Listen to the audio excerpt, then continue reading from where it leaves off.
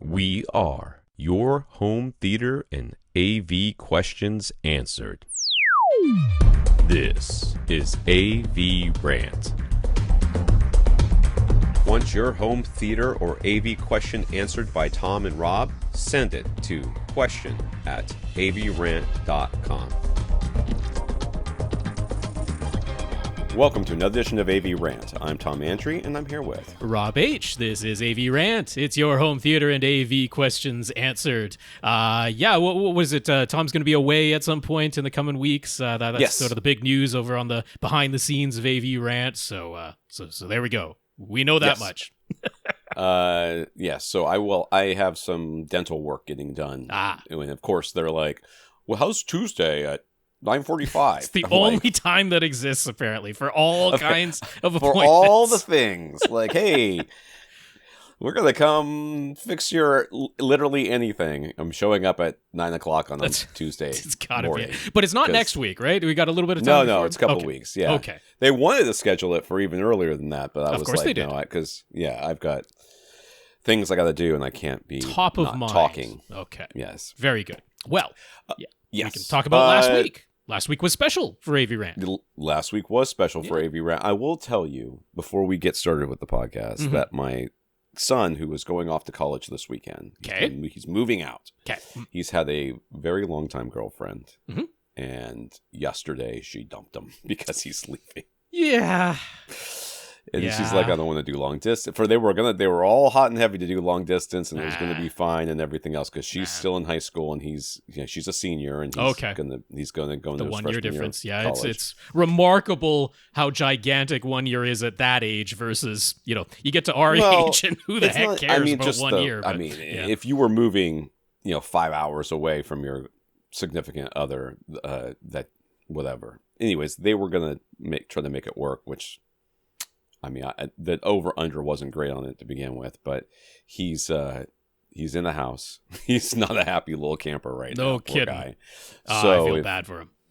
Yeah, I do too. And he has not gotten out of bed yet, which I don't know that he's asleep. I just don't think he's out of bed yet.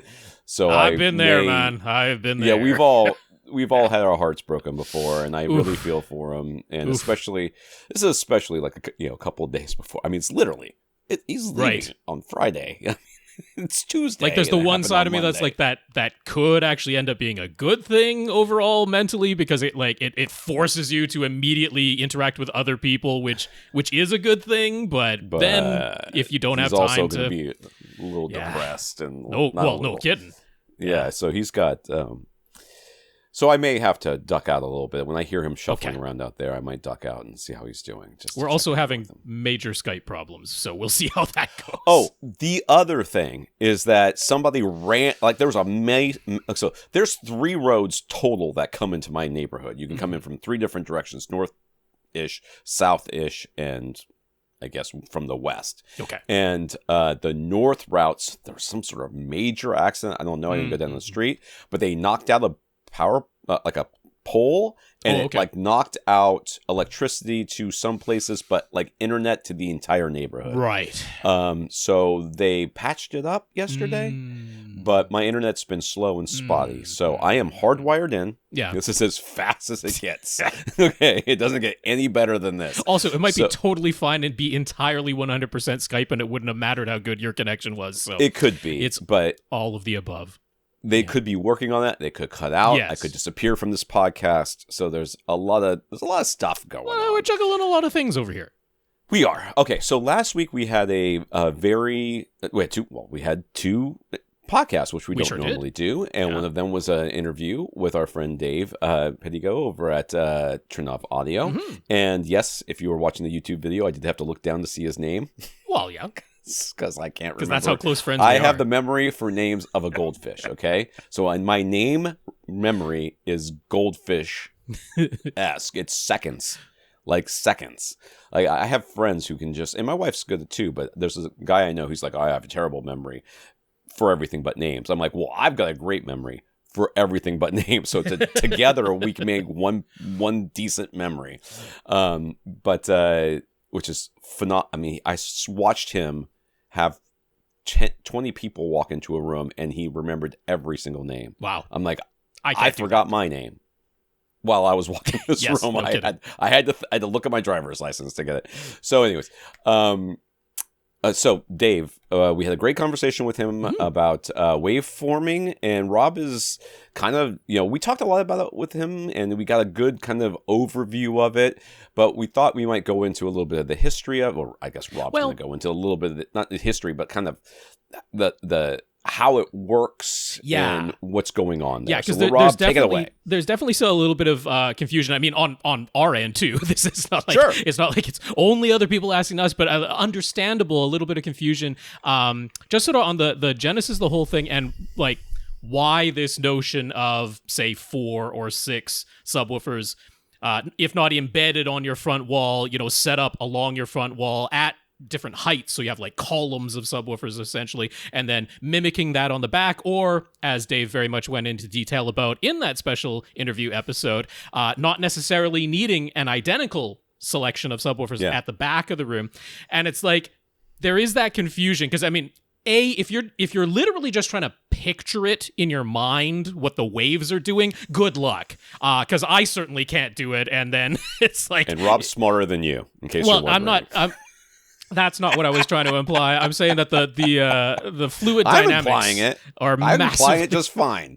The fluid dynamics are massively complicated in something like that. So I mean, if you're picturing like one pebble going into a pond and creating some rippling waves that go out from where the pebble dropped in, okay, yeah, we can probably visualize that. But if you're trying to do that with 8 pebbles, not even simultaneously, just very close to one another with a boundary around it, and how all of those reflections and everything are interacting, nigh impossible to just visualize. So I wanted to go back a little ways because I mean, there's some people who are just like, is this actually anything? Like, is it just kind of like wishful thinking? Like, what's actually going on here? How could it actually work? That's sort of one of the questions. And here we can go right back to that same Harman research, Todd Welty, other people at Harman, that they were doing, coming up with their version of multi-sub positioning in rooms. And here again, we're going to start with the basic parameter of an enclosed rectangle of a room, because that math is much easier to do than if we're dealing with a wide open space. But it's the same very basic Genesis concept of, if we're just going mathematically, if all we have is a rectangle, 2-dimensional space at this point, we're not even worrying about 3 dimensions just yet, 2-dimensional space, where could you position however many base producing things in a rectangle that would result in the fewest standing waves within that 2-dimensional rectangle? And Todd Welty very quickly figured that out, which is you just take the length of the room, you take the width of the room, we're just dealing with those 2 dimensions, you put a subwoofer at the quarter mark of each of those, so a quarter of the length into the room from one wall, a quarter of the width of the room away from the other wall, and you do 4 of those, just set up at those quarter marks of the room. And that just mathematically, in an enclosed rectangle, results in eliminating all the second order modes and the first major mode as well. Those just get canceled by the interaction of the sound waves doing that. So that's really the starting point of both the double base array and Trinnov waveforming. They have done exactly that. That's the basic setup in the double base array or in waveforming. 4 subwoofers in a rectangle, in this case, considering it being your front wall as the rectangle instead of your floor, but still that idea, and putting those 4 base producing things at the quarter marks, the quarter length, quarter width, 4 of them at those positions, to eliminate all of those standing waves mathematically in that 2-dimensional plane. So as Todd Welty mentioned in Harman's original white paper, that doesn't account for the 3-dimensional space. What happens between the floor and the ceiling? There's still standing waves going on between your floor and ceiling. So that's where the double base array first came in. The idea, they're saying, okay, instead of between floor and ceiling, we're going to do it between front wall and back wall. We know that we can create this essentially largely mode-free wave on the front wall. We've generated that. What happens when it reaches the back wall? Well, why don't we send a counter wave that's going the opposite direction from the back wall to the front wall so that it cancels out all the modes in that direction. You could do the same thing. Todd Welty talked about you could do the exact same thing, floor and ceiling, but the notion of putting 4 subwoofers on your ceiling at the quarter marks and then 4 subwoofers on the floor at the quarter marks is like, well, that eats up a whole lot of floor space. It's impractical to put subwoofers on the ceiling. It's mildly more practical to put 4 subwoofers on the front wall and 4 subwoofers on the back wall. It's still largely impractical in many setups, but just mathematically speaking, that's the foundation, that's the genesis, and that completely works in a what do you call it, like where you just synthesize it, where you just when you're modeling it, that's right, in the computer, when you just purely model it. So We did talk about that a bit with Dave, but of course we had many questions to get through, and we didn't spend oodles and oodles of time talking about it, and we didn't go into it as much detail as I just did there. But then we get to the real world conundrum of, well, maybe I have, like, for physical reasons, the subwoofers can't go exactly at those quarter marks. Maybe I'm not in a perfectly enclosed rectangular room.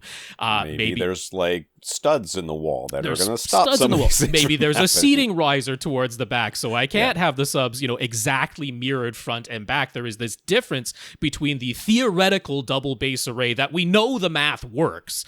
That's not really a problem. But we get to the real world, and it's like, well, how do we account for these imperfections that the real world fausts upon us when we try to deploy this mathematically perfect double base array? So that's where Trinnov's whole processing comes in, because they have their 3-dimensional microphone, a tetrahedral microphone that allows the processor to know where all of the sound producing things in your room are, azimuth angles and elevation angles. It's like a full 3-dimensional map inside of the processor there. And thanks to that, and then measuring each base producing element individually and measuring them in combination and measuring them through different locations and having that triangulation data, it's like you put all of that together, and they're able to compensate by saying, okay, we need to delay this one driver by this slight amount relative to all the others. We need to increase or decrease the output of this one driver at this frequency, but not at this other frequency, right? All of those parameters that you can do when you have that level of processing available to counteract the imperfection of the room itself and the positioning. Now, I mean, as Dave talked about, there's limits. It's not magic. Yeah. If you go sit right against a wall, if your room is really far away from being an enclosed rectangle, like, it's not going to be able to counteract all of that. But when we were trying to search for sort of a word that we liked better than absorbers, for those rear drivers in that back wall, neither Tom or I really like that word absorbers. I mean, Trinnov uses the word absorbers, so we can't really get away from it. But we don't really love that word because it's not what's actually happening. The drivers at the back of the room are not absorbing, they're not obliterating, they're not annihilating the wave. I've come now, today, as I'm talking about it, to prefer the term counter wave. I like thinking of it as a counter, because that's actually what it is. You have... The problem with the word absorber, and I'm just going to just interject here, is, and we do this all the time in many different aspects of our lives, people start using a word that's sort of like, well, this will be easier for people to kind of understand what's happening. Sure. But it's not really what's going on, but it'll sort of, the lay person will get it. And it's performing a very similar function to what an absorber would do, in that it's reducing the energy of the original wave. Yes, yeah. And then what ends up happening is people are like, well, I'm going to put speakers all over my walls and they'll act as absorbers. I'm right. Like, okay. Now we've created a monster. So that's why we don't like the word. Go on, Rob. Yeah. So I like describing it as the back wall producing a counter wave to the wave that originated from the front wall. And then, as again Dave talked about, that front array of subwoofer drivers along the front wall then acts as a counter wave to what came from the back wall, because those waves do pass right through each other as they traverse the room. So, I hopefully that clears it up for some people who are like, how conceptually, how could it even work? It's also why Tom astutely was asking about, well, there's no real reason why this couldn't work side to side. There's no real reason it couldn't work up and down. It could work floor to ceiling. That should all be possible. We're putting a little bit of our own conjecture in there, in that Trinnov is trying to then have this crossover as well between these subwoofers and the rest of your speakers. There's a crossover region, so their calculations floor to ceiling, the sweet spot would be in the floating in the air, right? Yeah, you know somewhere in the middle of the air. You'd have to sit high enough so that you would be in the good spot. But in theory, it would work. We should be able to get this timing going. But yeah, I mean there is like a fairly classic element to waveforming in that we are still, in essence, separating the bass, still doing bass management, still filtering the bass off and rerouting it from the regular speakers to this now array of subwoofers that's working in concert together. Again, as Dave pointed out, it is still a single bass producing thing that we end up with. It's like the entire room with multiple drivers in it is your subwoofer. Like, try to get away from the idea that I have 8 subwoofers. No, you have one room with 8 drivers in it, perhaps, but that's think of it as sitting inside the speaker. Really, that's right. It's really what you are doing. Yeah. You're sitting inside the speaker, and the waves are in there bouncing around, and you're trying to sit in the good spot, or the best spot, and you can maybe play with the crossover, which is with the to a certain extent what's happening here, so that the good spot locates where you are already, rather than trying to move yourself to a better spot. So for me, we have been sort of stranded for the last decade or so, if you will, with placing subwoofers in the best place that you can with no other real way of doing anything about it. Yes, there was... Well, I mean, multi-sub optimizer and Dirac's version of it in their Dirac Live bass control. Yeah, that's... Yeah, these are the only real... I mean, and of course, Odyssey and everything else. But, there wasn't a lot that we could really do other than just starting with good placement and then a little bit of EQ. That was about the best we could do. So I have been saying for years that there's got to be research, and these companies have obviously been doing it. I mean, we've got this that's coming, the waveforming, which is coming from Trinnov, which is great, and we've got the Dirac one that's going to be coming out at some point. The ART, the active room treatment, which is still. I mean, I'll tell you what, when they first announced waveforming, I was like, that doesn't sound like it makes much sense. And I feel the same way about that art thing. So when they actually release it and they can Storm Audio has it. That you can use Dirac Art now through the Storm Audio processor. So that's out there. So, us hearing more about this and getting more out of this, the reality though is still that these systems require a lot more physical drivers in your room. And we know from, I guess, the history of the world that trying to get people to put more speakers in their room is not the easiest thing. And there are very much still caveats to all of them. Yes. I mean, what's going on with Dirac Art there, it's like, if you've got a door open to your bathroom and bass is just resonating away in there, it's like, you're not going to be able to counteract that just by, having your speakers play lower in the bass and applying individual EQ and delay and level to them. That you're not going to be able to overcome physical limitations like that if that's what you're dealing with. So, I'm interested because I feel like Odyssey is working on something too. Could be. I mean, they've got to be at this point because we don't know. We don't know. We don't have any insight on it whatsoever.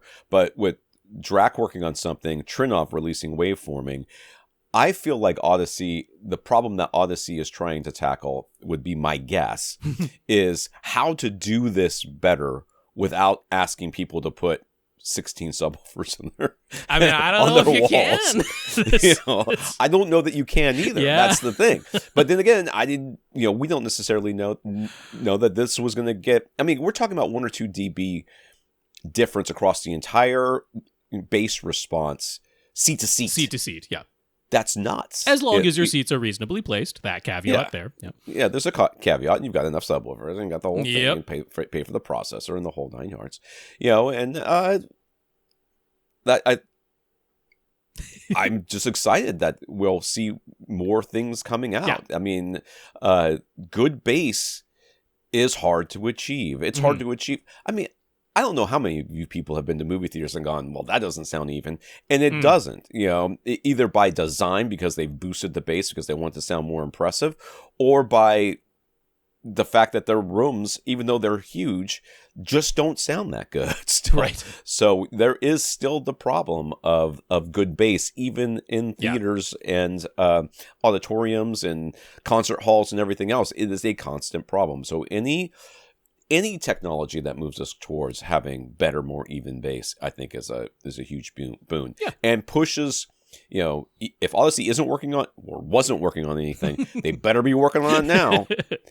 Because they need to step up and make sure that they're staying relevant, because they can't just sit on their laurels and say, "Hey, we made the best, we're done." Yeah. And even though I don't think they're necessarily the best, they are still the most easily accessible for the common person who just isn't going to sit there with a microphone and probably still the most user friendly as far as going through it. But just conceptually, if you were already okay. Conceptually thinking of Harman's 4-subwoofer setup idea and then moving to multi-sub optimizer, if that conceptually made sense to you of how you would be able to do those things with 4 subwoofers positioned in a room, like in the 4 corners, or ideally at the quarter marks, but mathematically speaking, but like in the 4 corners, if that made sense to you, then just picture what we've done is, instead of that being the floor, we've made it the front wall, and then we've mimicked on the back wall to create the counterwave. Conceptually, that's what's going on, and that is nothing magical or mystical or something to be disbelieved. That makes sense on the conceptual level. Yeah. All right, Rob, let's, I guess, talk about what we watched. Yeah, I guess we can do that. Am I starting off? Because I did watch a couple of things this week. I did not. I it's been a week. Okay. School's starting. Yeah. School has started. I've got kids getting sick. Just, it's just been a thing. Yep. My wife's not feeling well. Oh, gosh. I got this breakup thing happening. Yep. It's just Did you pass the COVID along to everybody? Is that what happened? I did not. Good. No one else got COVID, good, but good. there's definitely. I know where I got it though, because I figured it out. I've been hanging out with some people, and then, I did not realize until afterwards. I'm like, oh yeah, about half the people in the room got COVID. I'm like, you sons of... That'll do it. That'll do it. All right. What'd you watch, Rob? Yeah, so I ventured out to the theater and saw Alien Romulus. This is the newest in the Alien franchise. It is set in between, timeline-wise, in between the original Alien movie by Ridley Scott and then Aliens, the sequel by James Cameron. Alien Romulus takes place right in between those two things. So I just watched a review of this, so go on, Rob. I want to hear how you compare to this review. Go on. Right, yeah. There has been some people love it, some people hate it, some people are in the middle. So this is written and directed by Fede Alvarez. He did the remake of Evil Dead a while ago, which was really enjoyable. I really like what he's done. I wish I had seen that. That was really, really good. So I like what he's done there. And this is like a supremely competently made film, right? They used real sets, they used real practical effects for the alien creatures, tried to avoid like having, fully CG sets, fully CG creatures and that type of thing. Tried to go back to more practical effects. Works well on that level. You do get the sense that the actors are like, yeah, I really am in this place. I really am looking at this creature. I think it does help the actors. And speaking of the actors, Kaylee Spaney, very much the lead of this film, right from the first I guess there's the first few frames, which was a little bit interesting because they did the camera is in outer space and it is dead silent. So it was kind of fun in the IMAX theater. Absolute dead silence going on to the point that you're kind of wondering, like, did somebody forget to turn the speakers on? But they had already done the like Scott-free logo and stuff that had a little bit of sound to it. So you knew the sound system was working and it was just dead silence in outer space. But right from the first moment that you see Kaylee Spaney's character, you're like, oh yes, final girl. This is a horror movie. This is our final girl. This is the one. we're not straying. This is our Jamie Lee Curtis. We are not straying from that trope whatsoever. And I'm totally fine with that. This is through and through a pretty classic sci-fi horror movie. But the standout performance for sure is David Johnson. He plays Kaylee Spaney's character's adoptive brother.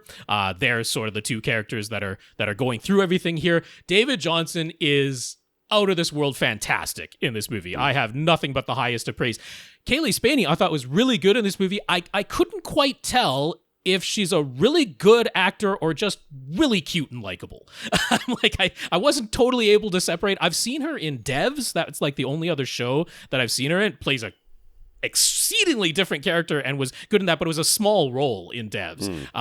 But she seems pretty darn good, poised to be another breakout star, very, very possibly. She bears a strong resemblance to a lot of other actresses before her. She looks almost exactly like Allison Miller, who is, let's see, I know her from Kings, and then she's been in I'm forgetting the NBC show that everybody loved that I didn't watch.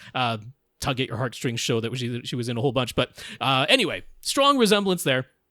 But the movie itself. So there's much criticism of characters do say the exact same lines as other Alien movies.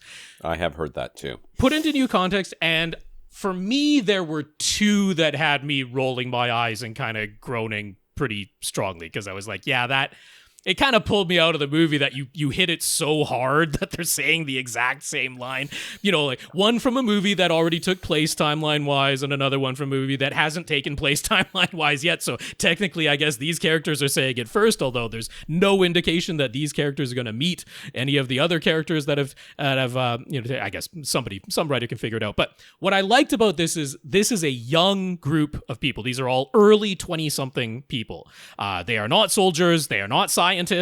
They are people who are like sent to one of Weyland-Yutani's colonization efforts. They're grunts, and Weyland-Yutani is pulling shenanigans on they're supposed to be given an opportunity to leave the planet after putting in so much service, and they're like, we need you to stick around for, I don't know, maybe another 5 years.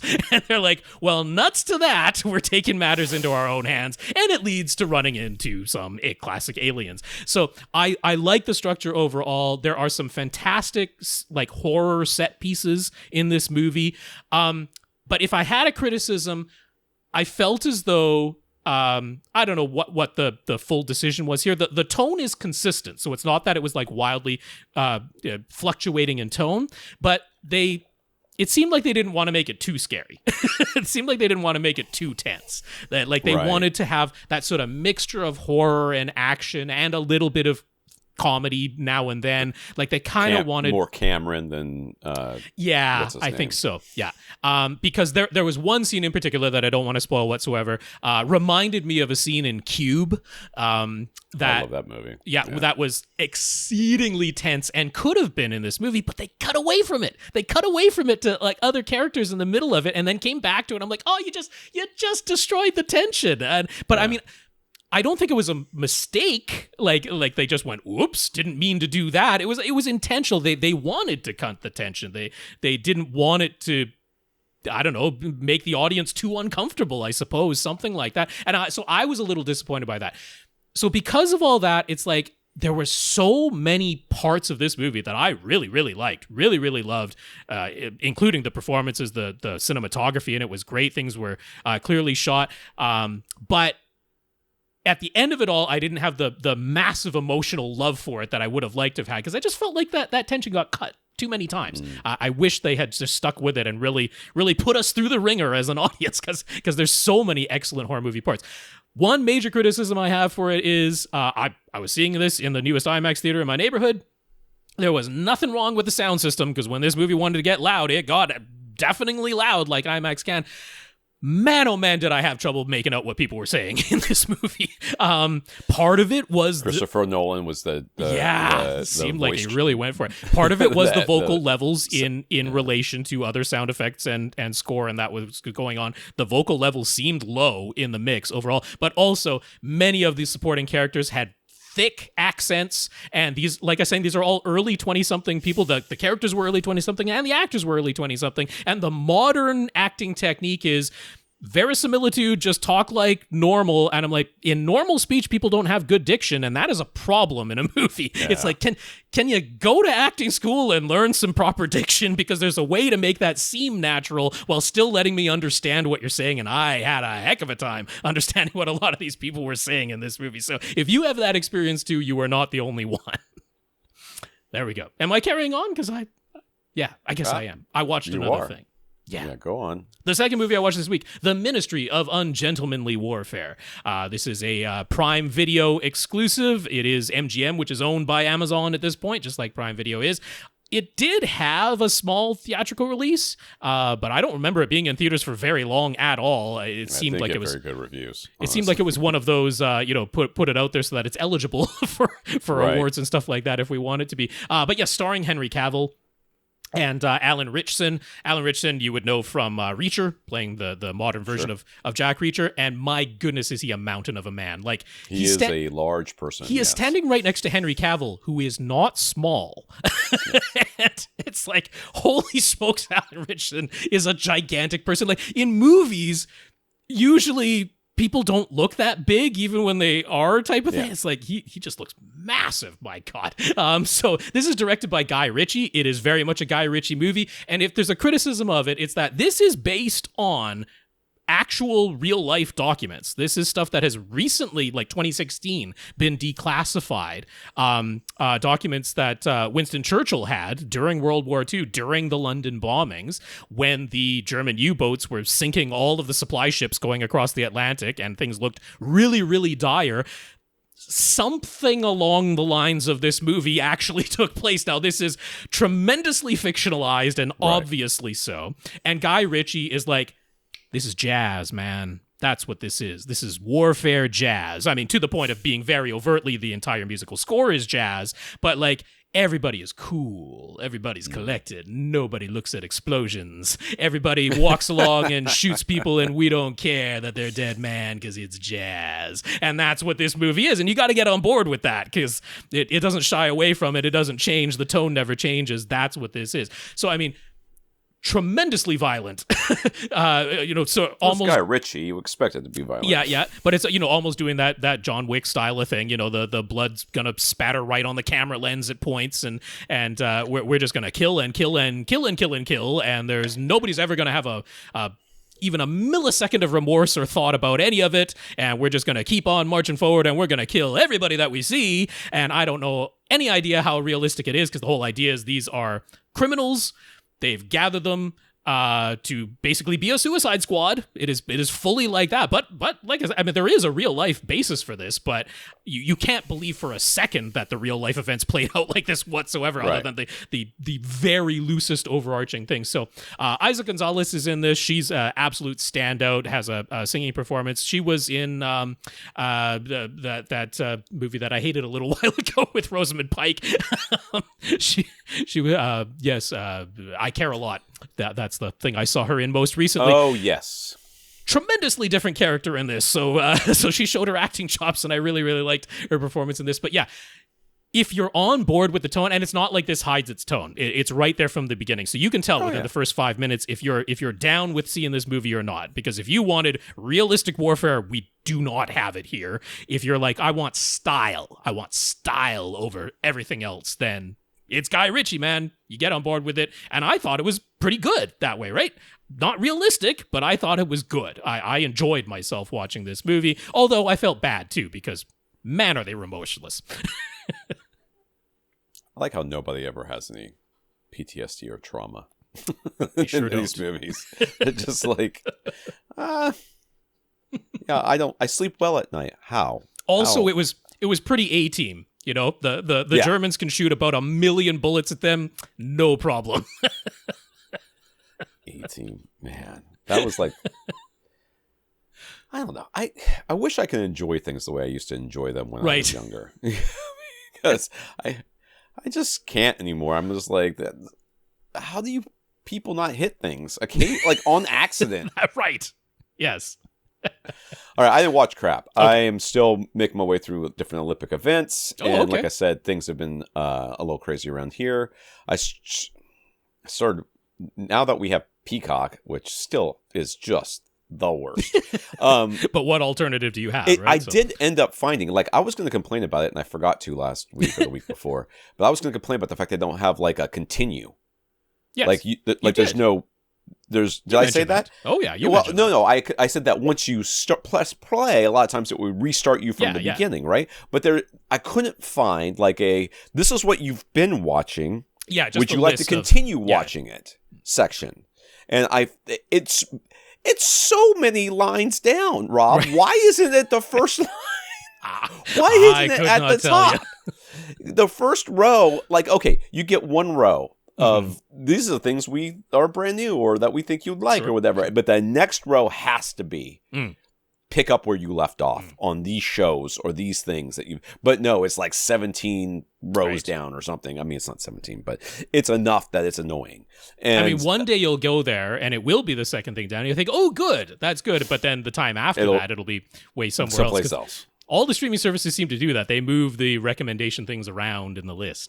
They like it's very irritating. So, anyways, I started watching Brooklyn Nine-Nine again because not the whole thing, but I had just rewatched the entire series on Hulu, but it only goes up to like a certain season, and I was like, "Where's the rest of it?" And so now I found the rest of it. It's on Peacock. Okay. So I'm watching that. I also I watched the first episode of Twisted Metal. Oh yeah. Yes. Which we've got Anthony Mackie in it. It sure does. And he is terrible in this, unfortunately. I don't necessarily blame him.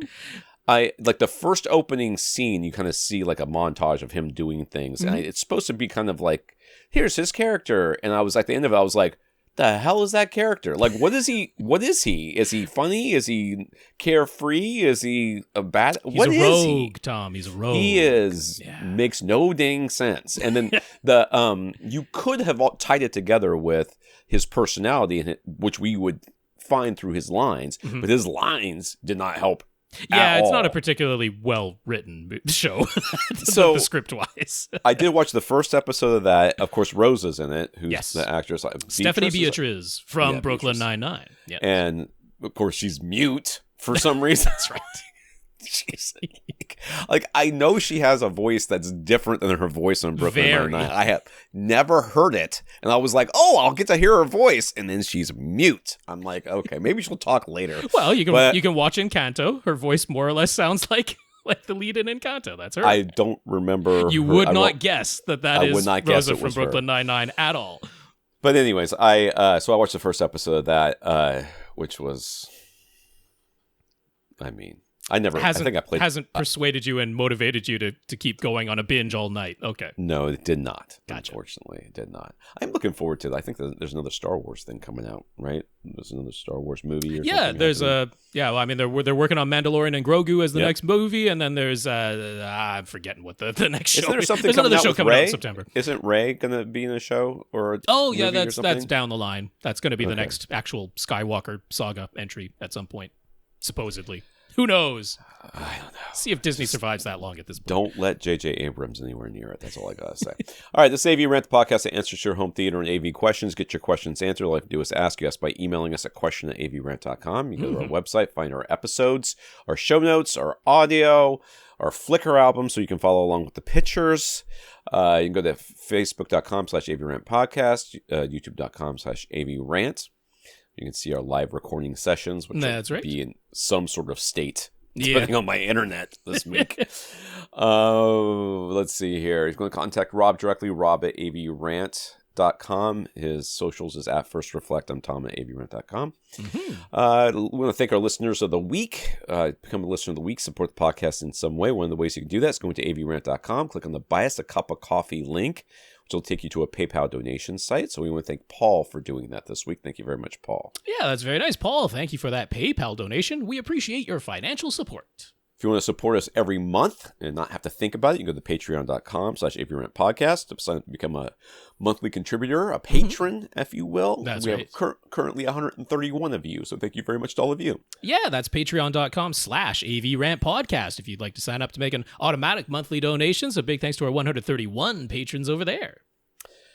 If you can't support us financially, we understand. Support us in some way and let us know what you did, and we will mention you here. So Infinite Gary sent, he's got a movie code, and he wasn't sure if it was going to work in Canada or the United States. So Rob tried it to see if it would work. It did not work in Canada. I tried it here. It did work here. So Infinite Gary, we provide this service to all of our listeners to see if your movie code's going to work. What a service. It does, in fact, work in the United States. You do not have to live in Canada, Gary. Fantastic. So there you go. Thank you, Gary. We also got notes of gratitude for keeping the podcast going through. I guess there's some politic thing happening now. Yeah, I don't remember. Isn't there? Who can remember?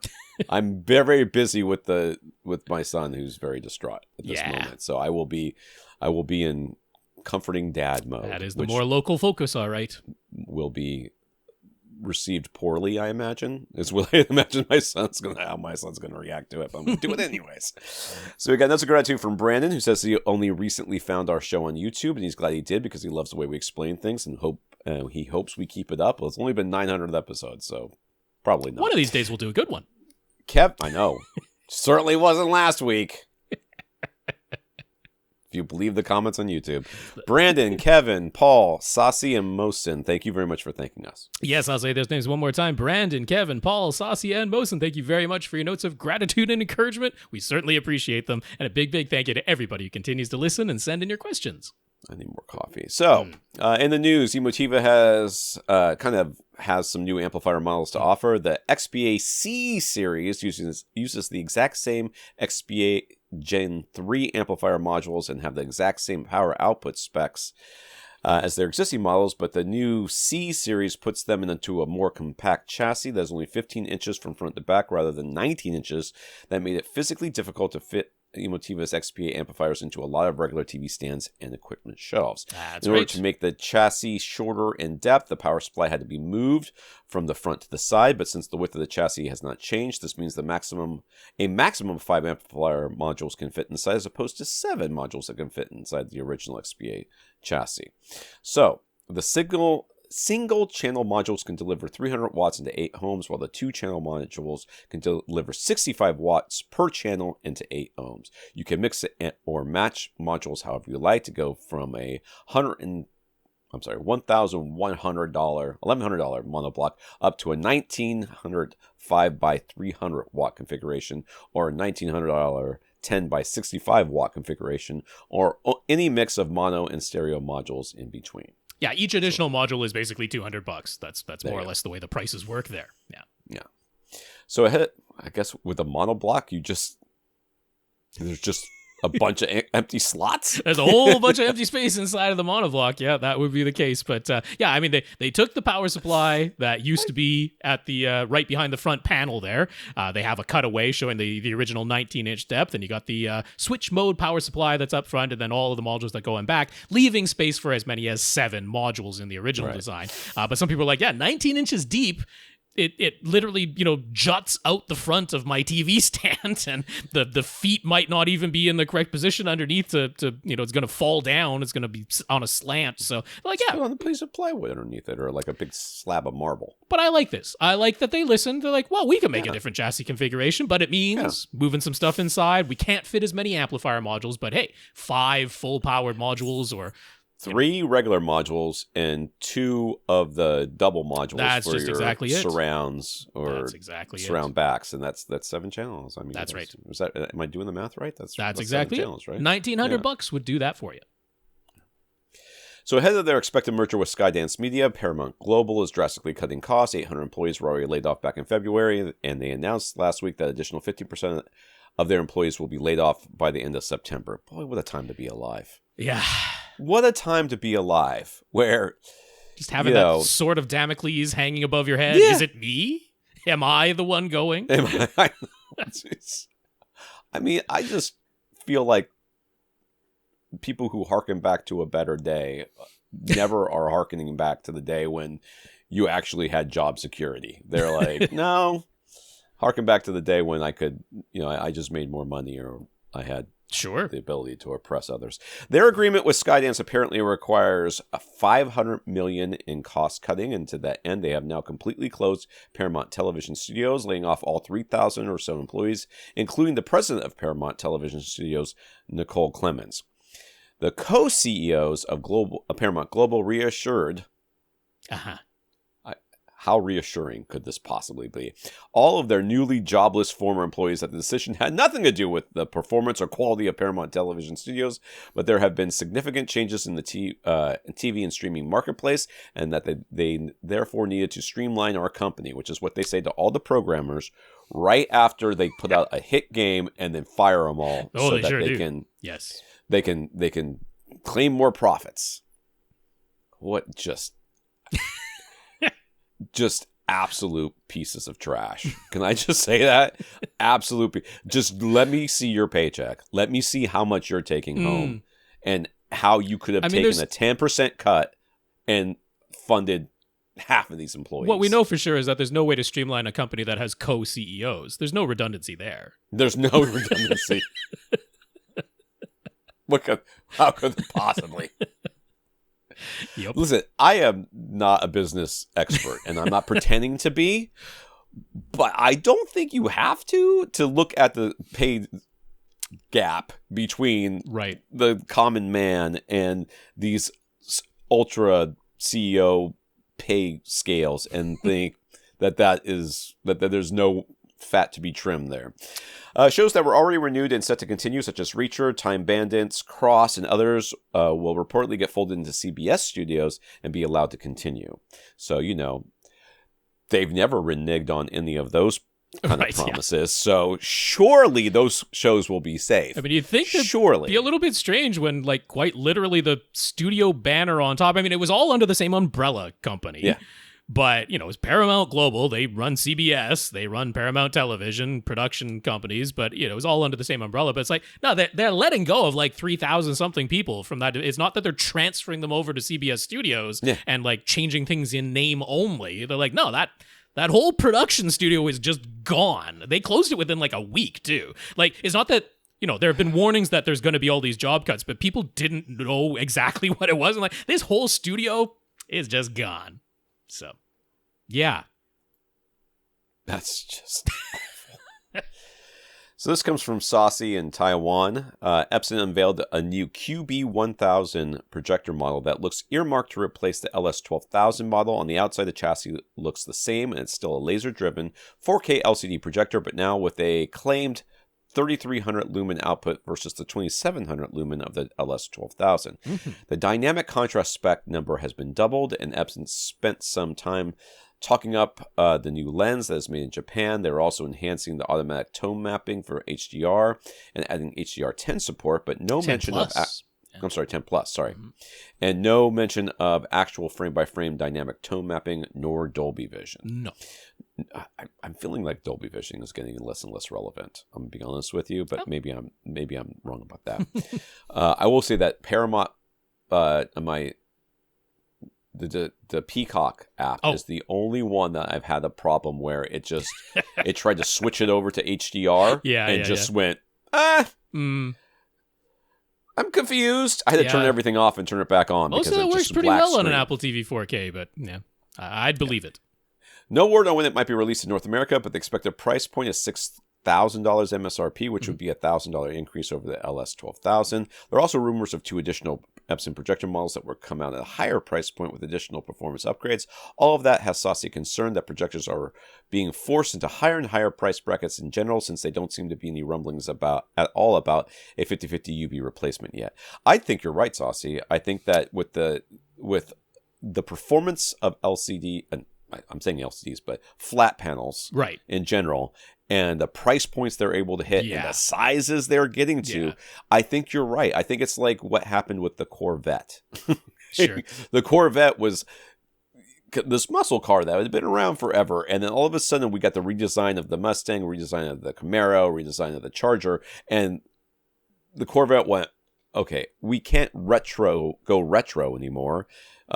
Because everybody's done that already, and they're already doing it really well, and then we just be another one. We have to either go supercar, or we just have to get the Corvette has to die. Tom is definitely in dad mode. Yes, so retelling the story. So I definitely feel like this is what's happening with projectors because they cannot. You cannot make the argument that they have a similar performance anymore. It is just screen size and in order to get a screen size that's so significantly bigger, you have to have enough output to put HDR on it. And that's requiring them to really up their performance. Anything that was more or less targeting 100 inches or smaller, there's no argument for a projector for a 100-inch or smaller screen size anymore, because, I mean, like, we talk about the $5,000 98-inch or 100-inch TVs, but those are like flagship level performance at $5,000. There are more expensive 98-inch TVs than that, but you don't have to actually pay more for like flagship level performance, mini LED backlit, lots of local dimming zones.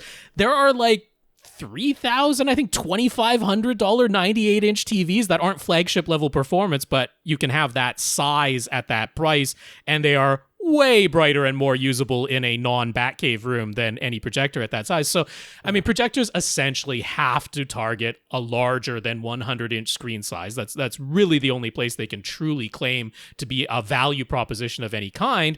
That means, at this point, just more and more powerful lasers going in there. That's just driving the price up. It's really the only market that's left for them. I'm looking at my room, and my OLED is just sitting it on the furniture that it's on. It's almost all the way in the back of that furniture, because I need to put my center channel someplace. Yeah, and it doesn't fit.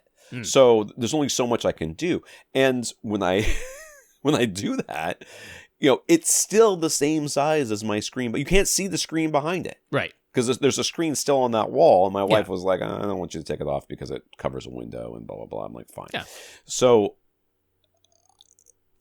that was still cheaper than buying a projector and it's better performance. Yeah. I mean, there's no justification. So, Sasi, I think you're absolutely 100% correct. They have to go, and I think they have to stop being limited to that 100. Like, for a long time, 120, maybe 135. Right. Yeah. Anything beyond that, and you're like, it's not going to be bright enough to even get a decent image, much less HDR. Yeah. They have to go big. They have to go huge. And because I mean, TCL has all but told us the 130-inch LCDs are coming. They haven't officially announced a model for sale yet, but they've all but confirmed that that screen size is on its way. Yes, it's gonna be $25,000 or $30,000 in that first year, and a projector can beat it on price for that price. But it's not. Look how quickly those 98-inch sizes came down. That's So, comments here. Alan originally wrote us with a question this week, but he discovered the solution on his own, and we figured it might help somebody else out, so we can mention it here. Alan got a new laptop for work. He also likes to plug the laptop into an external monitor when he's home. He's using a 32-inch gigabyte monitor with a 2560 1440 resolution. The new laptop recognized his monitor just fine and let him select a matching output resolution, but as soon as the image appeared, it was always kind of blurry. And according to the monitor's info screen, it was always receiving a 3840 by 2160 signal and then having to downscale the signal itself. Alan tried adjusting the scaling in Windows, toggled HDR on and off, switched HDMI cables, going through his USB-C docking station instead, and even going through all the settings on his BIOS, nothing worked. But eventually he found the solution. By default, the laptop was outputting to the external monitor via HDMI at a default refresh rate of 60 Hz. He had to manually change the refresh rate to 59.95 Hz. Yeah. And then his monitor reported it was getting 2560 by 1440 signal, and everything finally looks sharp and not blurry. That's dumb.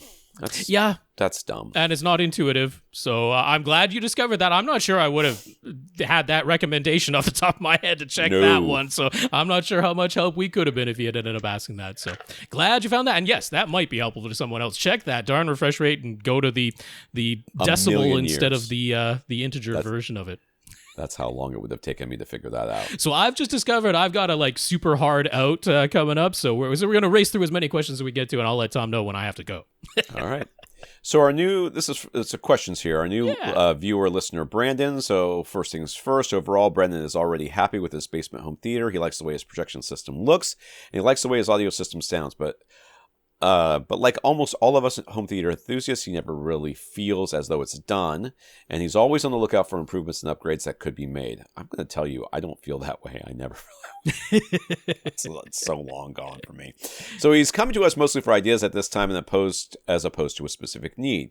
This is all about wants, and he does want us to keep in mind that he tries to be as budget-minded as he can and work within the existing room. In other words, no tearing up everything down to the studs or construction in addition to the house. Yeah, we never recommend that.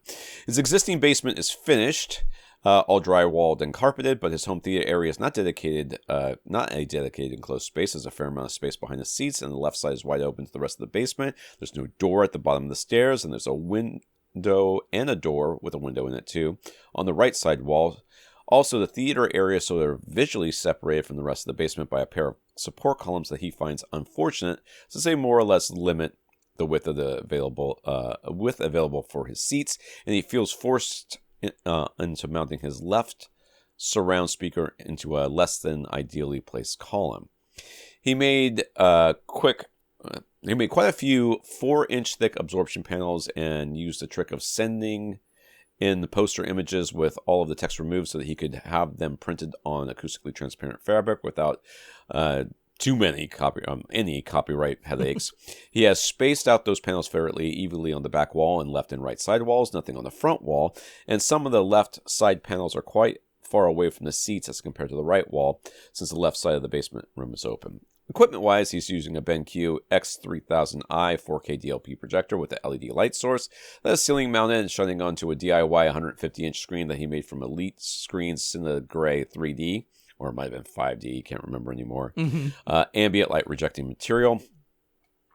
Weird. Isn't this a basement? I know it has windows. But he's got window, yeah, so it's not a complete bat cave of a room in here. Yeah, his seating is a sectional sleeper that literally just fits between the right wall and the support column, and he has a 7.1.4 audio configuration using a Pioneer Elite LX505 receiver, which is the sister model to the Onkyo RZ50. Since that receiver has 9 amps built in, but can process up to 11 speakers, he has a Sonamp, 275 SE to power the 2 additional channels. He has a single Outlaw LFM1 sub for now, and he has 7 Pioneer Andrew Jones speakers on the floor level with 4 more satellite speakers mounted to a ceiling for the overhead channels. He doesn't want to tell us what those are because he's afraid. I didn't recognize them, and he didn't say, and they don't look like the Pioneer Andrew Jones. So yeah. So he's got a Harmony remote to control everything. His main source is Apple TV 4K, and he bought a UMic 1 so he could do a full direct calibration with this Pioneer receiver. And we've got some pictures that we'll be showing you, or you can in the YouTube channel, or you can follow along on the Flickr albums. And yeah, it's like a playroom situation, which is cool. Got kids stuff. The posters look nice on the walls. He's got his DIY screen, which is definitely DIY. Yeah, so got a little bit of wrinkles in there, but it doesn't appear as though, like, given where the speakers are placed, that he's literally using edge to edge on that screen. I think he's got a little bit of image gap. We don't see it with the image on, but yeah. And I don't know if there's a door at the top of the stairs or not, but we can see in the photos there's definitely not one at the bottom. So how truly enclosed it is, we're not entirely sure. All right, so his first question is, should he add a second sub? Is there a door? If there's a door at the top of the stairs, quite easily, yes. Even if there isn't, I would probably say yes. Yeah. But it gets harder and harder to predict where to put it. Yeah. Yeah. I guess you get a Trinnov processor and get 3 more subs. 2 at the front, 2 at the back. Waveform the crap out of this thing. Probably. Yeah. I think probably. Oh, yeah. Like, certainly if you did, there's none of us around here would be like, oh, that was a bad idea. No, it's like, no, it's generally going to be a good idea to add a second sub, yes. Should he add bass traps to his front corners? He'd make more DIY panels if he does. Should they also be 4 inches thick, maybe deeper, like 6 inches, 2 feet wide, floor to ceiling, have an air gap behind them? I mean, just do a chunk trap I think I would recommend in the corners. In fact, as many corners as you could. Right. Yes. I'm kind of like, how much is that really going to impact things in here? I don't know. It's not going to not impact things. I'm iffy on it a little bit, just because I don't know how audible the benefits are really going to be. Whatever you do, I don't know how audible the benefits going to be of having a second subwoofer in here either. Let's be honest. Also true. So we're perfectly okay with the with the second sub. I see no reason not to be perfectly okay. Yeah, because I mean, to me, trapping. the likelihood of adding the second sub making an audible benefit is higher than the bass traps only in the front corners of this room. That's my opinion on this one. Given that I said as many corners as you can fit them in. Because, that would, yeah. What you would want to do is go like as tremendously thick as you possibly can, because the whole point would be to have absorption at frequencies that you do not currently have absorption. You got a fair amount of absorption in this room. I can't imagine this is an echoey room in any way. No. Fully carpeted and then a bunch of 4-inch thick panels. You've done a good job of getting rid of the basic reverberation of this room across a wide range of frequencies, but not into the bass. The corner bass traps would all be about the crossover region between your speakers and subwoofers. That would be entirely what adding those would be about. And to do that, they got to be really, really thick. They got to be, the super chunks would be a good way to do that. You just take, regular 4-foot tall bats of insulation. You cut those right in half into squares, so 2-foot by 2-foot squares, and then cut those into triangles right across there. And you just stack those triangles of insulation in the corners. That's how you make a simple super chunk. And those would be effective, down to 80 hertz, 75 hertz, that sort of region. Yeah. I want to go back to the second subwoofer because I'm looking at this space now and I'm realizing if he gets a second subwoofer, he's going to put it at the front of the room with the other one or near the front of the room. Possibly. Or on the side. Not necessarily. I mean, there's lots of room at the back of the, behind the seats and that. So it could look at all these toys. I know. Okay? Yeah. There's no way he's putting a subwoofer in the midst of all those toys where the kids are going to play. So yes, I'm gonna go back to your first question and say second subwoofer if you're going to be flexible with placement. Mm-hmm. If you're just gonna get a second subwoofer and kind of shoehorn it into the front of into the theater area, I think you're gonna have very limited benefit of that, or much more limited benefit. If you're willing to place it properly, then I'm more in favor of it. And like Rob said, if you're going to be doing these chunk jobs, I mean, I think from a cost standpoint, the bass trapping it might make a bit of a difference, but it's fairly cheap, and you're already handy. You can already do things. So if you're willing to do it in multiple corners around your space, it's not going to cost you that much money anyway. So not that big of a deal. A subwoofer that can actually fill the space, especially if you are taking into account like the rest of the house because there's no door in it, is going to be pretty pricey. So I guess that's my concern there. It says replacing the sectional is not out of the question. He likes the idea of theater recliners. I don't. Other members of this household aren't as enthusiastic about that versus a sleeper sectional, but theater chairs could be positioned closer to the front wall. He likes the way that could improve his surround and surround back speaker positioning, but he doesn't like that that he would have to move and rewire his overhead speakers. What are thoughts? If your whole thing is that you like being close, you want to be closer to the screen, which I mean, the screen is freaking huge. I can't believe you want to be that much closer to it. Well, he's thinking changes there too, but potentially. Yeah, there's no reason you can't just move what you got. I don't love, and I've written articles about it, I don't love theater recliners. I've had them.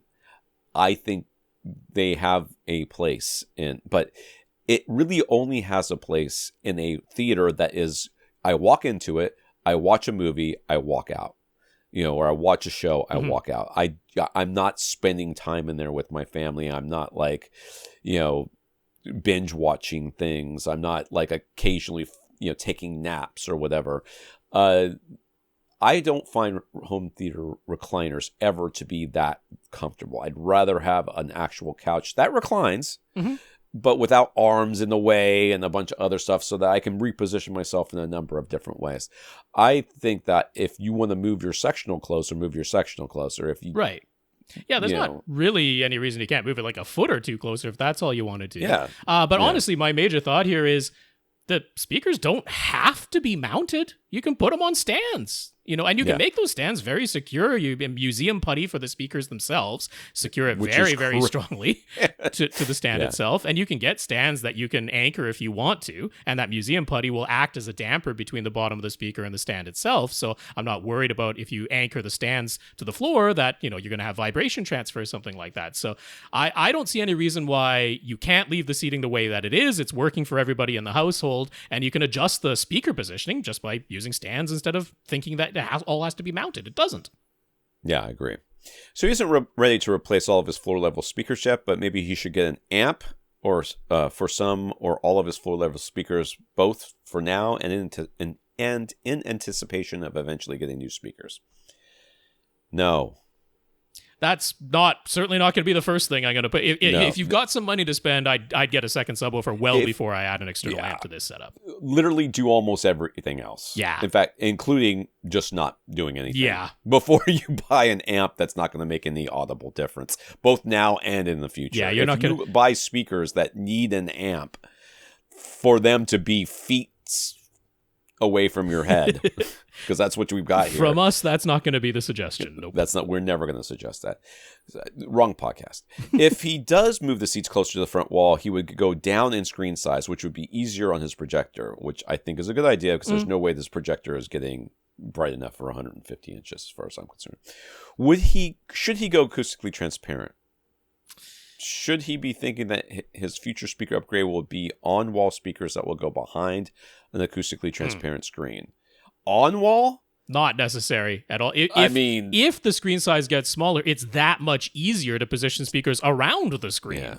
Yeah. It's usually the reverse when you're planning to go to a larger screen size that's going to make it very difficult to position speakers around the screen. That's when you would go that direction. No, if the notion is I might move the seats closer and I might make the screen smaller, then I don't see any reason it needs to be acoustically transparent with the speakers behind it.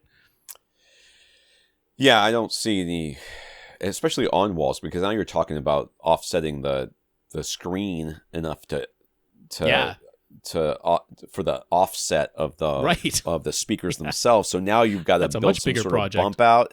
I'm not saying that you can't do it, but why? Yeah. I mean, we're trying to save money here. Why? Okay. So his last question is, what else do our eyes see that he might have missed? What changes we want to make if we were in his position? I mean, the easiest change you could make, especially if you're planning on changing your screen eventually anyways, is to just get rid of this, light rejecting screen, get a normal screen, and buy some frickin' curtains. I mean, how hard is it? That's like the cheapest thing you can do. Buy some blackout curtains. Yes. And get a regular white screen that won't have any hot spotting or anything else. And having a proper border around the screen, which you can still do DIY. There's no reason that can't be, a felt border that you do DIY or a velvet border that you do DIY. But having that proper border, blacking out this room a little bit more, which is as simple as hanging some blackout curtains over that window and over the door that has a light in it as well. And they're cheap. Yeah, that's like you were talking about being budget conscious. That is a budget conscious upgrade that you will absolutely notice and will improve things in this theater more than almost any of the other things that you're talking about. That's right. And I mean, I know you're like, I don't want to move my speakers. I understand that. I understand. I don't think you have to. I mean, but speaker stands for the surrounds. That's the only thing that's bugging you. The overhead speakers is the one he's talking about. He's worried about moving. If he moves the seat, then he has to move the overheads. Is what he's thinking. Yeah. I don't know that you do. not if you're only moving it a couple of feet. I mean, it's going to change the angle slightly, but you'll still be within the recommendations. And plus, you probably set them up not thinking that you're going to recline that much. And if these seats recline at all, then whatever, it's close enough. Yeah. I mean, it's Atmos. Doesn't really matter that much. But yeah, I think the number one thing I would do is get like a 1.3 gain screen, normal white with some sort of border on it, make it a little bit smaller so that you can fit it, get the seats forward a tiny bit. You might change you might be able to move your projector forward too. I don't know. Yeah. All that stuff, which would, help with your brightness and, HDR if this projector can do it. I think that's, to me, the number one thing I would do. And then I would maybe look at subwoofers and then maybe bass trapping. I don't think I would change my seating to recliners. I just don't think I would. We wouldn't get an amp. and amps would never even enter the equation. Yeah. Agreed all around. Kevin has all of his home theater gear installed in the equipment rack. It's starting to get pretty darn crowded. One of his rack units is taken up with a Furman PL+C power conditioner that provides 9 outlets. One is on the front that lets through the full 15 amps and does surge protection, filtering, and over voltage shutdown protection. He was thinking he'd like more outlets, and he'd like to free up that rack space. So he found Mid-Atlantic's vertical power strips. But $150, they seem a little steep in terms of price to him. I always find it funny when people are buying something to protect something else, and they're like, well, I don't want to pay too much for it. Okay, how much does it cost to replace the thing you're trying to protect? Is it cheaper than that? Then it's worth whatever. Is there anything cheaper that we can recommend to him? And is there any chance that getting rid of the Furman will result in a visible or audible downgrade? No, on that second part. No. That Furman really is just I think a he's surge thinking about protector. the power conditioning, and the power conditioning is somehow. And it does have the filtering, but no, that's not going to be any performance. Right. Rob's going to talk you through this, and I'm going to go get some more coffee. Okay, sounds good. So, how does $50 sound? Because $50 over at BH Photo can get you the AVRant vertical. This is 48 inches long, so 48 inches tall, 4 feet tall. But if you have a full equipment rack, that should be fine. This is a surge protector, just a basic run-of-the-mill metal oxide varistor surge protector. Absolutely nothing fancy, but does provide the basic surge protection that you would want, and 12 outlets that let through the full 15 amps and 120 volts. Really nothing going on there. Doesn't provide any filtering, doesn't provide any voltage regulation, doesn't provide battery backup or anything like that, but it's more outlets, it's full power outlets, it's basic surge protection, and it's $50. So we'll have the link to that. If you need oodles of outlets, the same company, AVRant, still available at B&H Photo for only $46. They do have another 4-foot tall 24 outlet power strip, but this doesn't even have surge protection. This truly is just a bunch of outlets. That's all it is for that. But if that's what you need, you could use that in combination with another surge protector, just to give you a gazillion outlets. Okay, so Tom's not back yet. So Paul, first up, Paul wanted to share that he followed our recommendation from about a month ago. He wanted to get a new TV for a room that is always sun-drenched and bright. He had a max budget of about $5,000, and he could physically fit a very large screen. So we said to hop on a brand new 2024 98-inch TCL QM851, because last year's was the 850, and now it's the 851. So I said, if that TCL doesn't make you happy, nothing will. That is, caveated with fitting all of the parameters that he mentioned, but I thought that was the very best choice. So he was willing to buy it at the $5,000 price when we mentioned it, but he lucked out, and there happened to be a sale right when he was ready to buy, and he got it for $4,000 instead, $1,000 savings. He is very happy to report that it's exactly what he was hoping for. He can finally watch TV during the day. He can even leave the blinds up, and the TV is that bright. It's able to contend with all of that. It's a wonderful size upgrade, 98 inches in screen size now, and he got it at a great price, so it looks great. He says I was right. He couldn't be happier. There's nothing else that would have made him happier. So we're elated to hear all of that. So now on to a different home theater matter. 7 or 8 years ago, he got himself a Panamax M5400 PM power conditioner. It provides voltage regulation. It has 11 outlets in total. One of them is on the front. 2 of the outlets are high current, and there's a combination of always on and switched power outlets. The switched outlets can respond to those always on outlets as controlled by master outlet plugs. So there's also a 12 volt trigger option. So there's lots of ways to control the outlets on the back of this Panamax. That has come in very handy for him because he has 3 vintage audio amplifiers in his system, and they're old enough they don't have 12 volt triggers of their own. So with his Panamax, he's able to simply plug his Denon X3800H receiver into the master outlet, and then the 3 vintage amplifiers automatically power on and power off along with the Denon. Works very nicely for him. Tom, would you like to take over?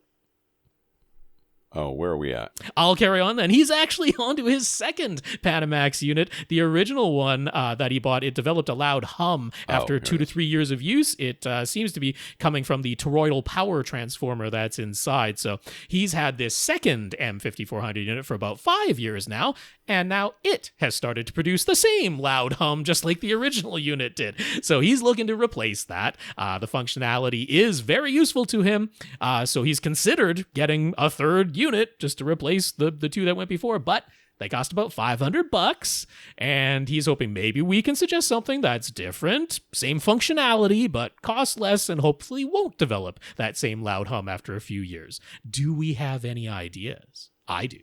I did not realize that you had gone on to the next question. That's why I'm I was trying like, to go fast, man, because I thought you were still answering the first one. No. I usually have time before I come back. I got coffee. I went to the bathroom. Today's weird. I'm not usually the one rushing things along like this. But I'm going to suggest to you, APC, our favorite power protection company, they have their power saving back UPS Pro 1500 for the volt amps. And that goes for $270. So it's not like it's cheap as chips, but it's not $500. It's certainly less than that. So you got yourself 2, 4, 5, 10 outlets on this one here. Not quite as many, but I don't know if you're using the front outlet on the one that you have. On the back, it's got the same. It has the same master and controlled by master outlet scenario that you've got there. This also has a feature that your current power protection does not have, which is it's got a battery. This is a battery backup unit. Now, half of the outlets on the back have the battery backup, and the other half, 5 outlets, are surge protection only. And 3 of the outlets that are controlled by the master are surge only. They're not battery. But I'm thinking for amplifiers, I don't think I'd have those plugged into battery backup anyway. Yeah. So this has all the functionality you're looking for, and then some. The lower price, brand that we trust, I would say to give it a try. It's available at B&H Photo for that $270 price tag. You can almost get 2 of them for $500. That's right. Infinite Gary. Well, we have Infinite Gary looking into Trinnov now. Congratulations. Doesn't do us any good. It's not like we get affiliate links on this. Right. He's considering an altitude 16, and he's naturally come across a description of Trinnov's 3D remapping feature, and he read a description of its ability to make sounds seemingly emanate from fixed points in space around the view rather than from the speakers themselves. What? He asks. So how does that work? Phase. In case you're wondering. And what is actually going on with Trinnov's 3D remapping? Are regular AV receivers not able to make it seem as though sounds are coming from locations where there aren't actually any speakers? Because he's definitely heard the very convincing Phantom Center before. So I don't know exactly, but generally speaking, when they talk about things like this, what they're doing is taking the original signal, yes, analyzing it using an algorithm, or what they now everybody calls AI, even though it's still the same stupid algorithm, and saying, okay, this based on the signal itself, it is trying to simulate a signal, a sound coming from this place, and we are going to do that even better because we know where your speakers are and which speakers you have, and we're going to remap it so that it does it in an even better way, but in the end it ends up being mostly just face.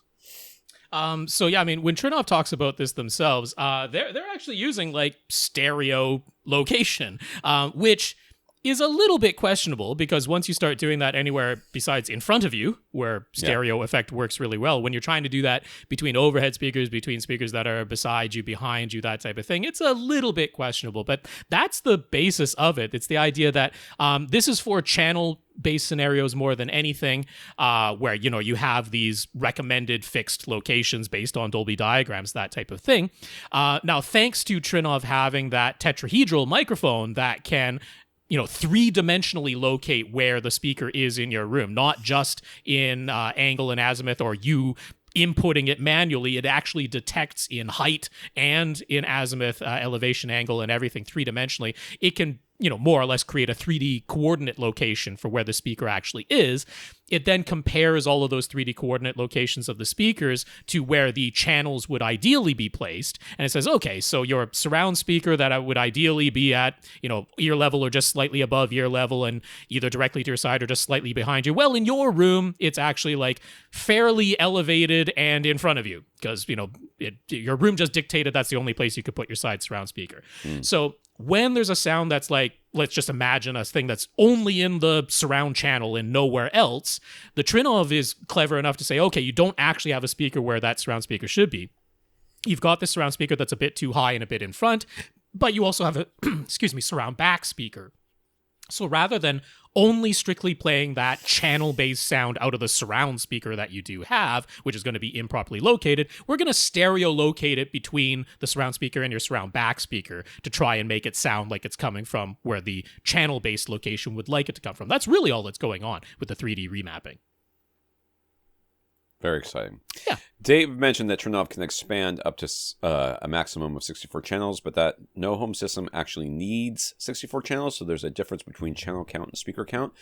That was a bit confusing. Can we elaborate? Yeah. There's a whole bunch of stuff going on. So, I mean, what you have is a maximum of 64 pre-outs. You've got an Altitude 32 with its 32 pre-outs. Then you have 2 of the Altitude 48 expansions. Each of those adds 16 more pre-outs. So you have 32 pre-outs in total. And you can say, okay, so we got 32 outputs. Those can go to something, right? Now, I could have a full 24.1.10 Atmos setup, and maybe I've got 8 subwoofers in that thing, right? So I got 34 speakers, I got 8 subwoofers. Now I've got myself, 42 individual things that I'm doing. Why would I need 64? Well, as Dave described, maybe you're bi-amplifying, tri-amplifying some of those speakers, and it's actual active crossover, individual amplification for each of those. You can have a separate pre-out going for just the tweeter of some speakers and just the mid-range drivers and just the bass woofers, and you can have the filtering being done inside the Trinnov because it's got that kind of processing power. So you have pre-out count, which is one thing. That's how many signals, individual signals can come out of the processor. That's a maximum 64. You got how many physical speakers do I actually have? That's a different number. And then you've got how many channels are in the signal, the original signal. It might only be 5 plus the LFE, right? You might have 6 there, but then there's all this upmixing going on to make use of all of the speakers that you have and however many pre-outs you need, because I'm using 8 pre-outs for subwoofers, but I only have 1 low-frequency effects channel. So the number of speakers, the number of channels in the signal, and the number of pre-outs, those things are not always equal. They could be different. You can have more speakers than you have channels quite easily. Right. If you think about the times we've talked about multiple side surround speakers, getting all the same information. Yeah. That's a good example of that. So he says with the maximum 64 channel count, could each channel be assigned to a discrete speaker? Like how many speakers are installed in the mastering rooms in Hollywood? Under ideal conditions, are we intended to hear their mixes with that many speakers? I mean, they don't have that many speakers in these rooms. Not for the home mixes. No, for the home mixes, absolutely not. The full-size Dolby Cinemas can have as many as 64 discrete speakers. That is the most for a full-size cinema. So, I mean, I guess because, like Dave mentioned in the interview, they do work with Hollywood studios. They do work with full-size cinemas. We're not seeing that to purchase on the home side of the market, but they do work with it. So they're one of the things that can go right up to that full 64 channel count in the commercial cinemas. But for the home, why you might have 64 channels at home, just what we talked about. Maybe you have bi-amp, tri-amp speakers, individual amplifiers. There's also the scenario I mentioned, which is, you could have 35 of those are dedicated to Atmos alone, but then Oro wants you to have a few more positions that are, different and unique from the Atmos positions. DTS-X ideally would have your front and rear heights at 45-degree elevation and azimuth, so you could choose to have those as separate. Right. They're not all going to be used simultaneously, but they can all be physically connected to the Trinnov at the same time, and it will switch which ones are being used based on which format is being played. And then you could have 16 subwoofers. That takes up a bunch more pre-outs. So yes, each of those 64 channels could theoretically be connected to a separate speaker, but at home you would never have all 64 speakers active at the same time. It would be changing between formats. Yeah. Well, I guess with waveforming, you could now. That's right. Subwoofers. You could now have enough subwoofers to make up the difference. That's right. I suppose. Sasi. So more from the Audio Advice Live 2024 event, and then a new question that Sasi has sent in. Stuart had their newest ultra-short throat screen on display, the Blackhawk UST. He did think it was the most impressive UST screen demo he's seen, but they were only using a 100-inch size and only showing brightly colored content. They were using a $3,500 Epson projector, and the screen was priced at $3,000. So he figures a $5,000 98-inch TV probably still has him beat. Agreed? I mean, that's what we were just talking about. Yeah. Kind of, unfortunately. What I will say, though, imagine this isn't for a home setup. Imagine this is something that you need to travel with. Yeah. this ultra short throw projector and collapsible screen is a whole lot easier to travel with than a 98-inch LCD. It weighs a lot less and goes around stairs a lot easier than a 98-inch flat panel. So there's certainly applications in that sense for this type of thing. And honestly, I do feel like ultra short throw projectors are the most viable future for projectors in general. I mean, I think the manufacturers agree with you because they are going whole hog into them. And the idea here is that you can, it's so much easier to put a screen. I mean, people want something on the wall, basically. They want to put something on the wall. Yeah. And a TV is hard to hang. And, requires a little bit. But a screen is very easy. Now, they got to get away from these... I feel like they need to get away from pushing the ambient light rejecting screens as being the only screen you can use with your ultra short throw. I don't think that's... I get where that's coming from, though. I do, too, because they're always showing it in like a living room. That's right. But I feel like who you should be marketing these to are people who already have projection setups. They want to get a better picture, a better HDR experience, a better all these other things. But they don't want to have to buy a $9,000 projector to put at the back of their room, which now needs a new throw distance anyways. Right. They want to be able to put something up at the front of the room. So that's who I think they should be marketing to, but that's just me. So he didn't get to visit literally every room, but the 20 or so rooms he did visit, only one per listens, was using the sort of multiple subwoofer setup that we always recommend and also properly bass managing their speakers. He thought everyone else's bass was really lacking, especially compared to his own setup at home, which even went through, I guess he went through yours, Rob's 12-step guide. That's right. Lots of them were running front speakers full range and only thinking of subwoofers as supplements. Sasi thinks that's wrong-headed and thinks our idea of building from the bottom up, not the top down, makes much more sense. And lots of them were espousing the virtues of stereo bass. This is where you were at. Yep. This is that's where you the were show. At. You don't go to like a holistic medicine convention and start talking about actual frickin' medicine because they don't believe in it. Same thing here. He can understand that nobody had enough time to truly optimize their rooms. It's not really that hard, and they definitely had enough time. Things had to be set up in mere hours, not days. I can do it in mere hours, so they can do it. And many opted to bring physically smaller subwoofers, which obviously makes sense from a logistical standpoint. They were in physically small rooms. Shut up. But some of these were pretty big rooms. Some of these were conference rooms. That's fair enough. But it just seems crazy to him that all these big, expensive companies still think of bass and subwoofers this way. How can that be?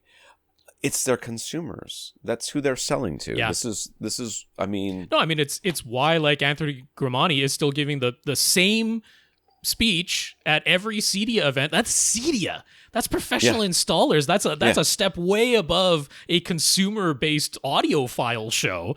And he's still giving the exact same talk about setting up 4 subwoofers by the Harman method and that.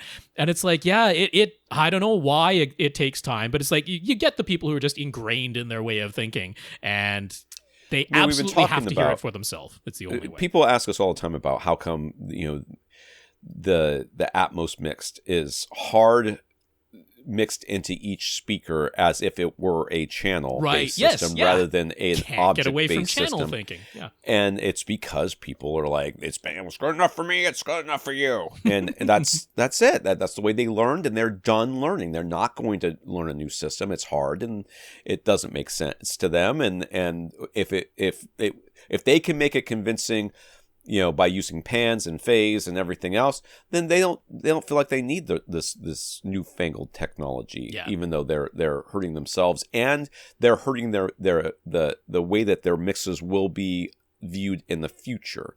Because in the object-based system, if you use the objects, then the system can change, but the object stays in the same location. Whereas if the system changes, like Dolby's like, oh no, we never said put your surround speakers up high behind you.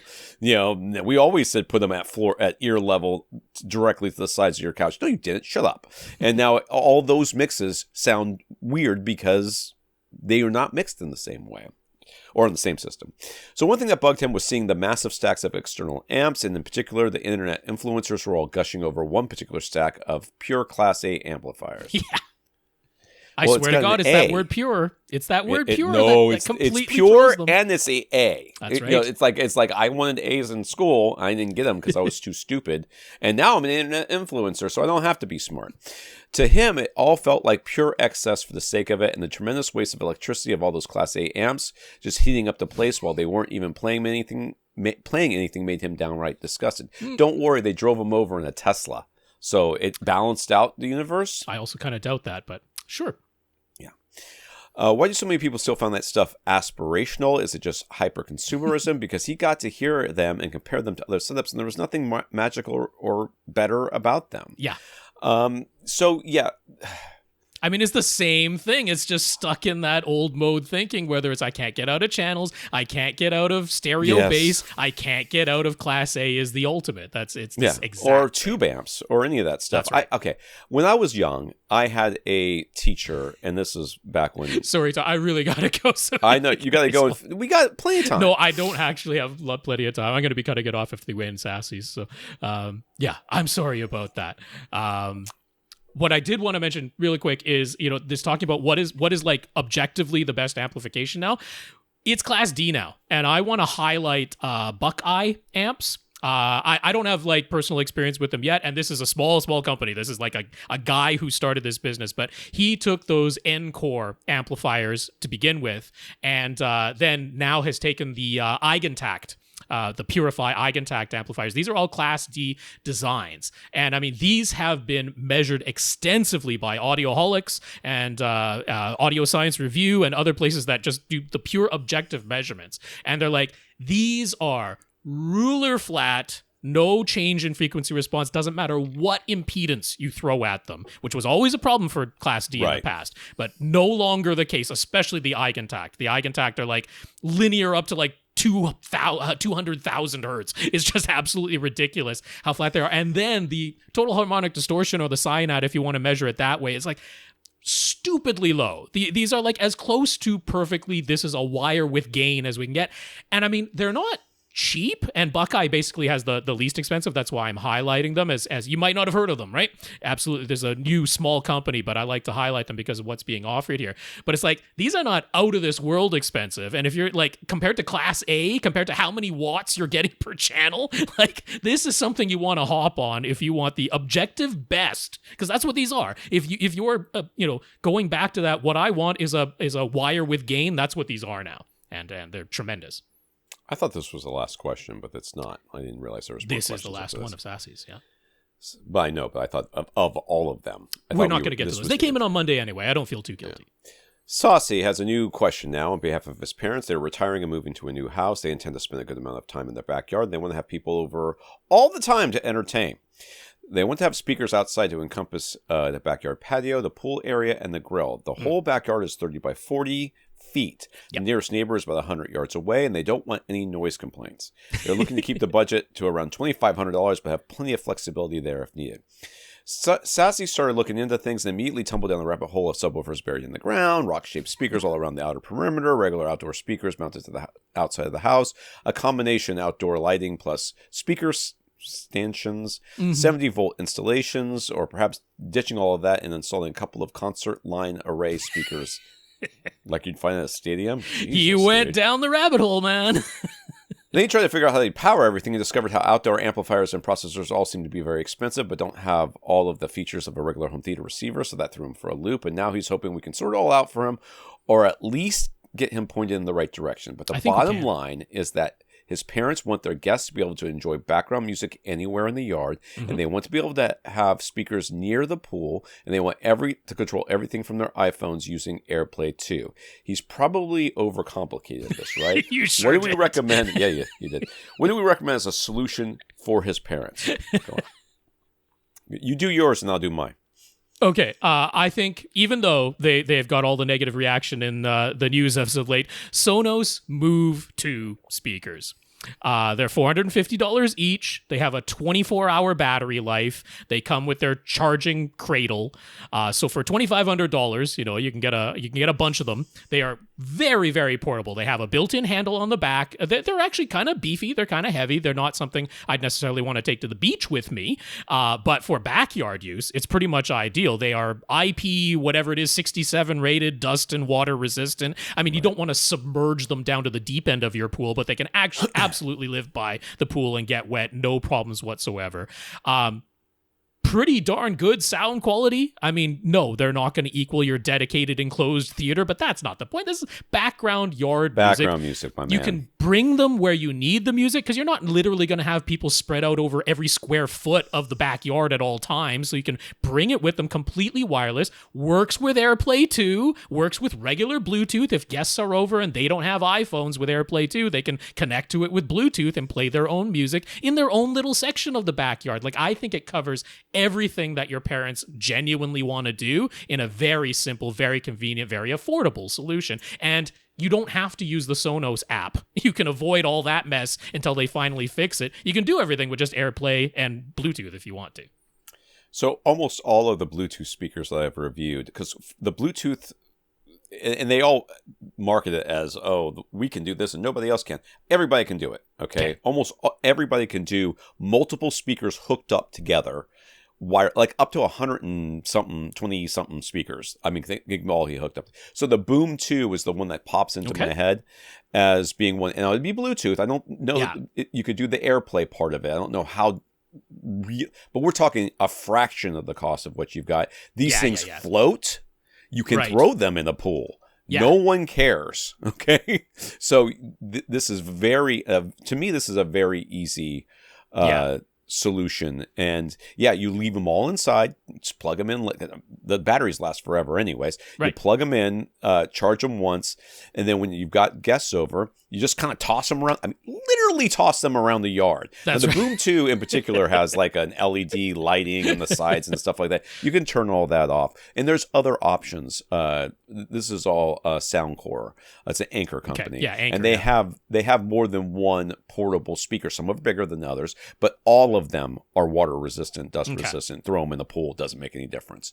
So not all of them, but you can find some on there, and they all can be hooked together with each other with the same model. Right. Not necessarily with across models, but you can hook them together in order to get stereo if you want, or just have them all playing the same thing. Yeah. And you can do it via Bluetooth. And to me, that's these days for backyard stuff, there's almost no scenario where I'm not going, I want portable speakers I can connect to wirelessly. That's what everybody wants. It's so convenient. Yeah. It's just, throw this one in a planter, throw this one behind the diving board or underneath the diving board. I mean, this one's over by the grill. Yep. Yeah.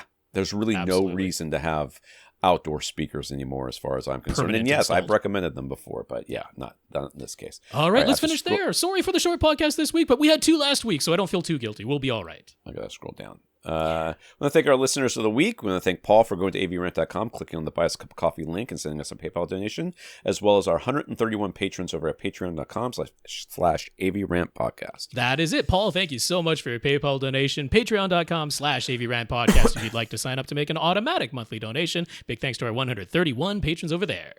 And we've got Gary, who we helped out. I don't know why we're thanking him, but thanks, Gary. We helped you out. That's right. And we got some notes of gratitude from Brandon, Kevin, Paul, Sasi, and Mohsen. Thank you very much for thanking us. I'll say those names one last time. Brandon, Kevin, Paul, Sasi, and Mohsen, thank you so much for the notes of gratitude and encouragement. We really, really appreciate it. Big, big thank you to everybody who continues to listen and send in your questions. If you want to get your question answered, all you have to do is ask. You ask by emailing us at question@avrant.com. For AVRant, I'm Tom Antry. And I'm Rob H., apologizing for cutting things off short this week. It was unexpected, but it can't be avoided. Too bad. I'm so sorry about that. But we'll survive. We'll be back next week. Thank you very much, folks. Now go out and listen to something.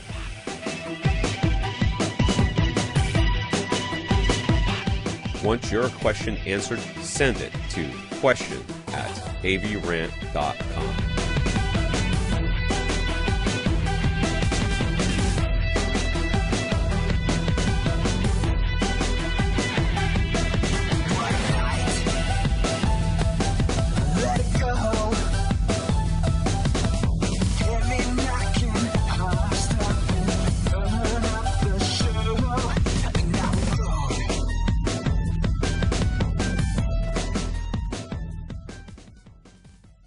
This is AVRant.